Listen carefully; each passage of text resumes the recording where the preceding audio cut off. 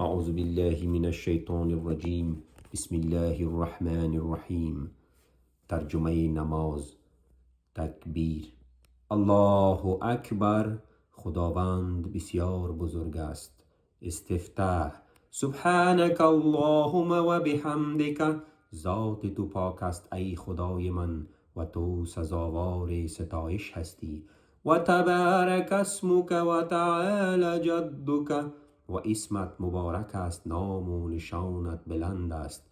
و لا اله غیرک. جز تو هیچ خدای دیگری نیست. استعاذه. اعوذ بالله من الشیطان الرجیم. پناه میبرم به الله از شر شیطان رانده شده.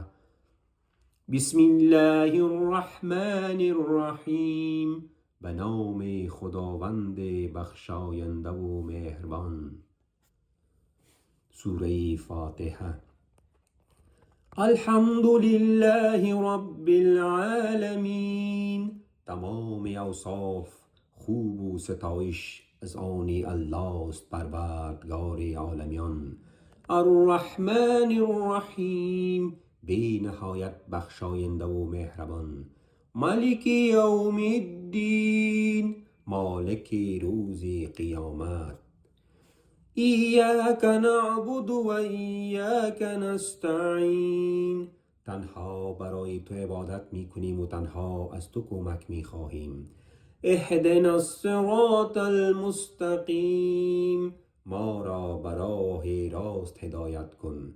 صراط الذین انعمت علیهم غیر المغضوب علیهم ولا الضالین. راه کسانی که فضل و کرم کرده اید بر ایشان، نه راه آنانی که سزاوار غضبت شدند و نه آنانی که گمراه شدند. آمین. دعای ما را قبول بفرما. رکوع. سبحان ربی العظیم. پاک است خداوند بزرگ من. بلند شدن از رکوع. سمیع الله لمن حمده. خداوند می شنود شخصی را که از آن ستایش می کند. ربنا لک الحمد. یا خداوندا ستایش از برای تو می زیبد. سجده. سبحان ربی الاعلی. پاک است خداوند عالی شان من. تحیات.